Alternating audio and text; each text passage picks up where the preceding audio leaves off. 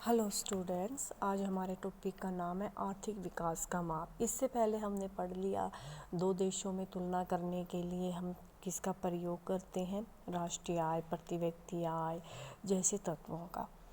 इसी प्रकार से फिर हमने डिफरेंस पढ़ा, आर्थिक विकास और आर्थिक वृद्धि में अंतर क्या है। फिर हमने पढ़ा कि अविकसित और विकासशील देशों की विशेषताएं और इनमें अंतर। फिर आर्थिक विकास के हमने निर्धारक तत्व पढ़े और आर्थिक विकास में बाधाएं पढ़ी। आज हम पढ़ेंगे हम आर्थिक विकास का माप कैसे करते हैं। तो हमने शुरू में ही सबसे पहले आपको बोलकर बताया कि आमतौर पर हम आर्थिक विकास की गणना करने के लिए राष्ट्रीय आय और प्रति व्यक्ति आय का प्रयोग करते हैं।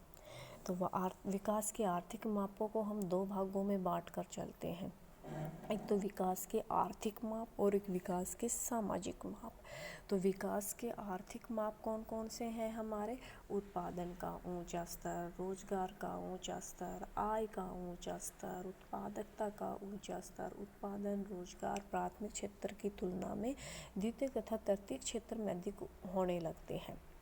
यहाँ पर हम आपको बता देते हैं उत्पादन और उत्पादकता में अंतर होता है। उत्पादन तो होता है देश में कुल वस्तुओं सेवाओं का कितना निर्माण हुआ एक वर्ष में, और उत्पादकता होती है कि एक श्रमिक या एक व्यक्ति एक दिन में कितने रुपये का उत्पादन करता है, या एक भूमि हेक्टेयर पर किसान कितनी उपज पैदा करता है। तो उसे हम कहते हैं उत्पादकता।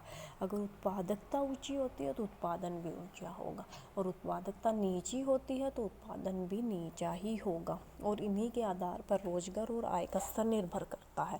तो जिन देशों में उत्पादकता ऊंची होती है, तो अमीर देशों जो होते हैं जैसे अमेरिका, ऑस्ट्रेलिया, तो इनमें उत्पादकता बहुत ऊंचे स्तर पर है, इसलिए इनमें लागत कम होती है, रोजगार ज़्यादा होता है, उत्पादन ज़्यादा होती है, आय ज़्यादा होती है।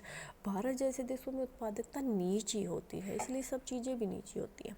दूसरा माप है हमारा सामाजिक माप। सामाजिक माप के अंतर्गत हमने बताया था आर्थिक कल्याण की चीज़ों को शामिल करते हैं, जैसे साक्षरता, जीवन प्रत्याशा, आय और धन के वितरण की समानता, पर्यावरण संरक्षण में लोगों की कितनी अधिक जागरूकता है, ठीक है, जीवन की गुणवत्ता और जीवन के अच्छी गुणवत्ता के लिए लोगों का शहरों से गांवों से शहरों की ओर पलायन कितना है। ये सभी आर्थिक तत्व निर्भर करते हैं एक देश के आर्थिक विकास पर। तो इन्हीं के द्वारा ही हम देखते हैं कि एक देश का आर्थिक विकास कितना हुआ है।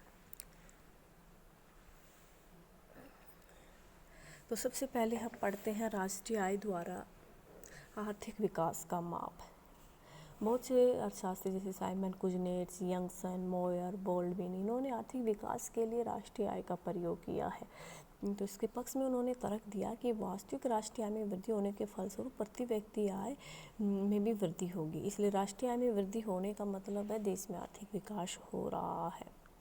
लेकिन ये एक फेनोमिना सही नहीं है, इसके विपक्ष में बहुत ज़्यादा तर्क है। तो जैसे प्रोफेसर सैमुअल्सन ने कहा है, सैमुअल्सन के अनुसार कुल राष्ट्रीय आय के माप द्वारा आर्थिक विकास का अनुमान लगाना युद्धकालीन अर्थव्यवस्था के लिए तो लाभदायक हो सकता है, परंतु जो अर्थव्यवस्था आर्थिक कल्याण को प्राप्त करना चाहती है उसके लिए तो राष्ट्रीय आय का माप सही नहीं है। कहने का मतलब एक देश की राष्ट्रीय आय तो बढ़ जाए, लेकिन उस देश की प्रति व्यक्ति आय ना बढ़े, या कुछ लोगों की आय बढ़े औरों की आय घट जाए, तो राष्ट्रीय आय तो बढ़ी हुई आ गई, तो इसका मतलब आर्थिक विकास हुआ है। लेकिन सही स्थिति का जब आकलन होता है पता चलता है कि वास्तव में राष्ट्रीय आय में वृद्धि तो किसी अन्य कारणों से हुई है, या हो सकता है राष्ट्रीय आय में वृद्धि कीमतों में वृद्धि से ही हो गई हो, कीमतें बहुत ज़्यादा बढ़ गई हो। तो इसलिए राष्ट्रीय आय एक सही मापदंड नहीं है आर्थिक विकास का माप करने के लिए, यानी अकेला राष्ट्रीय आय को हम मापदंड के रूप में प्रयोग नहीं कर सकते। नेक्स्ट एलिमेंट है हमारा प्रति व्यक्ति आय। ये एक अच्छा मापदंड है, हमने शुरू में ही बता दिया था कि यूएनओ के द्वारा दो देशों में तुलना करने के लिए और दो देशों में आर्थिक विकास को देखने के लिए वो आमतौर पर प्रति व्यक्ति आय का ही प्रयोग करती है, जो हमने फर्स्ट लेसन में आपको इसको अच्छी डिटेल से समझा दिया था, तो आप वहाँ पर अपना वीडियो ज़रूर देखें। तो प्रति व्यक्ति आय का फार्मूला क्या है, चालू कीमतों पर राष्ट्रीय आय बटा हुआ में कुल जनसंख्या। तो ये जो प्रति व्यक्ति आय निकलेगी ये मौद्रिक प्रति व्यक्ति आय निकलेगी चालू कीमतों पर।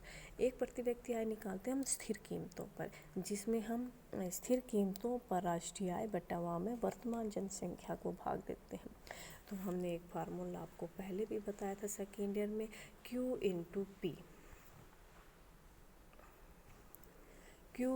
पी अपॉन जनसंख्या। तो Q इंटू पी यानी कि GDP। ओके, तो इस तरह से हम प्रति व्यक्ति आय का प्रयोग दो देशों के में तुलना करने के लिए या उनके आर्थिक विकास को देखने के लिए इसका प्रयोग किया जाता है। तो प्रति व्यक्ति आय, इसे सब एक औसत आय ज्ञात हो जाएगी जो हमें बताएगी कि उस देश में आर्थिक कल्याण बढ़ा या घटा है। तो इसके बारे में भी महत्वपूर्ण बात ये है कि यह भी एक पूर्णतः सही मापदंड नहीं है। पूर्णतः सही मापदंड क्यों नहीं है? क्योंकि इस मापदंड में भी कुछ कमियां हैं। कमियां क्या हैं? जैसे कि इससे हमें आय के वितरण के बारे में नहीं पता चलेगा, यानी लोगों की आय तो बढ़ रही है। मान लीजिए देश में 10 लोग हैं, 10 लोगों में से 5 की तो आय डबल हो गई और 5 लोगों की आय नहीं बढ़ी, तो प्रति व्यक्ति आय तो पहले से ज़्यादा बढ़ी हुई आ जाएगी। लेकिन स्थिति क्या है, 5 की आय बढ़ी, 5 की नहीं बढ़ी, तो वो क्या है? क्या वो आर्थिक विकास है? नहीं, उसे हम आर्थिक विकास नहीं कर सकते। इसमें तो आय के वितरण की अवहेलना की कि 5 की आय बढ़ी और 5 की नहीं बढ़ी।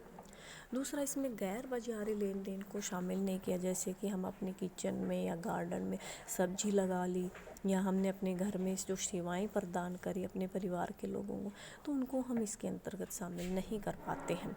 इसी तरह से विभिन्न वस्तुओं और सेवाओं का अलग अलग योगदान होता है, तो उसका भी इसमें कोई जिक्र नहीं है। सिर्फ प्रति व्यक्ति आय को ही आधार मान लेना आर्थिक विकास का उचित माप नहीं है।